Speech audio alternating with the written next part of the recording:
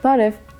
Պարկինսոնի հիվանդությունն աշխարհում ամենատարածված նյարդաբանական խնդիրներից մեկն է, ու գիտնականների կանխատեսումների համաձայն դրա տարածվածությունն առաջիկա տասնամյակներին միայն աճելու է։ 2050 թվականին այս հիվանդությամբ մարդկանց թիվը կարող է հասնել 25 միլիոնի, ինչը 76%-ով ավելի է, քան 2021 թվականին։ Հիվանդների թվաքանակի աճի գլխավոր պատճառը աշխարհի բնակչության ծերացումն է, որքան շատ մարդ է ապրում մինչև տարեցհասակը, այնքան շատ են նրանց թվում Պարկինսոնի հիվանդության դեպքերը, սակայն այստեղ դեր են խաղում նաև այլ հանգամանքներ, ինչպիսիք են բնակչության ընդհանուր թվաքանակի ավելացումն ու հիվանդության տարածվածության փոփոխությունը։ Ամենից շատ հիվանդներ սպասվում են Արևելյան Ասիայում, իսկ հիվանդության ամենաարագ աճը կանխատեսվում է Աֆրիկայի երկրներում Սահարը անապատից հարավ։ Հետաքրքիր է, որ աճում է նաև կանանց ու տղամարդկանց միջև տարբերությունը։ Եթե 2021 թվականին Պարկինսոնի հիվանդությամբ տղամարդկանց թիվը 1.46 անգամ գերազանցում էր կանանց թվին, ապա 2050 թվականին այս հարաբերակցությունը կաճի մինչև 1.64։ Այս կանխատեսումները ցույց են տալիս, թե որքան կարևոր է շարունակել Պարկինսոնի հիվանդության հետ կապված ուսումնասիրությունները, որոնել բուժման նոր մեթոդներ, ինչպես նաև մշակել նոր ռազմավարություններ, որոնք կօգնեն առողջապահական համակարգերին պատրաստ լինել հիվանդության նման աճին։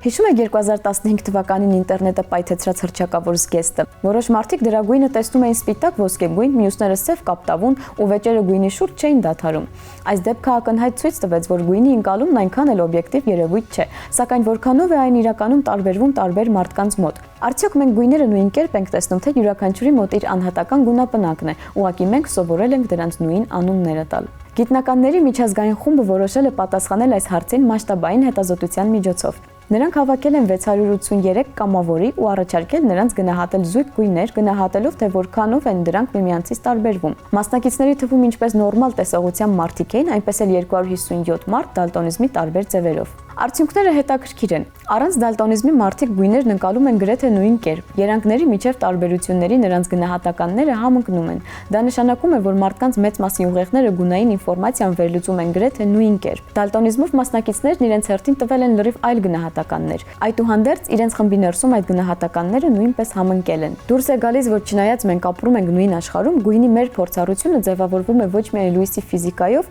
այլև նրանով, թե ինչպես է այն վերծանում մեր ուղեղը։ Ու թեև զգեստի հետ կապված դրվագը ցույց է տալիս, որ լուսավորումը, կոնտեքստն ու ընկալման առանձնահատկությունները կարող են երբեմն մեզ շփոթեցնել, մեծամասամբ մարդիկ գույները նույն կերպ են տեսնում։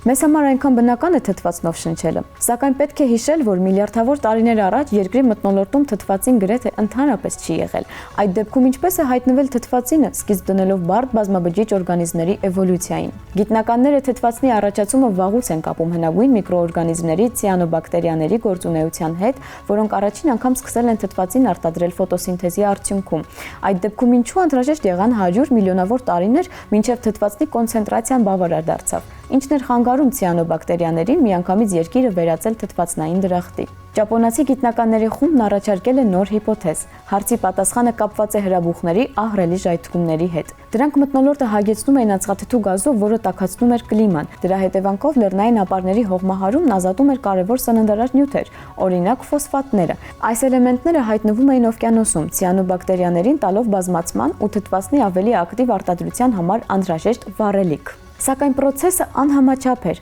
Երբ հրաբխային ակտիվությունը թուլանում էր, օվկիանոսում սննդարար նյութերի պաշարները նվազում էին ու թթվածնի մակարդակը նույնպես իջնում էր։ Գիտնականները թթվածնային այդ բռնկումների հետքերը հայտնաբերել են երկրաբանական շերտերում, ինչը հաստատում է հիպոթեզը։ Այսպիսով, երկրի թթվածնային մթնոլորտը առաջացել է ոչ թե միանգամից, այլ ցատկելով, կախված գլոբալ երկրաբանական process-ներից։ Փաստորեն հրաբխային ակտիվությունը ոչ միայն կործանարար ուժ է, այլև կարևորագույն գործոն, որի շնորհիվ այսօր մեր մոլորակի վրա բարդ բազմաբջիջ կյանք գոյություն ունի։ Մենք մեր գոյությամբ պարտավոր ենք նաև հրաբուխներին։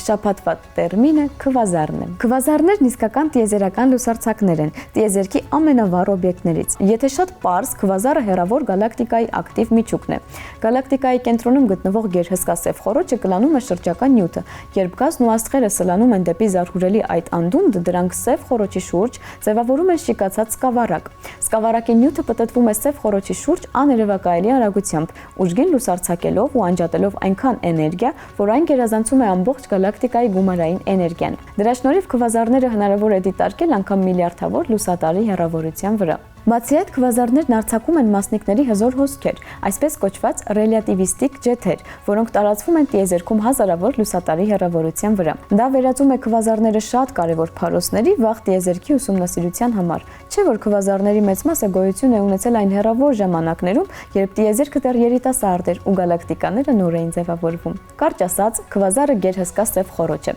որն ակտիվորեն խժռում է նյութն ու լուսարձակում այնքան ուժեղ, որ տեսանելի է դառնում տիեզերքի մյուս ծայրից։ Այսօրվա համար այսքանը, կհանդիպենք։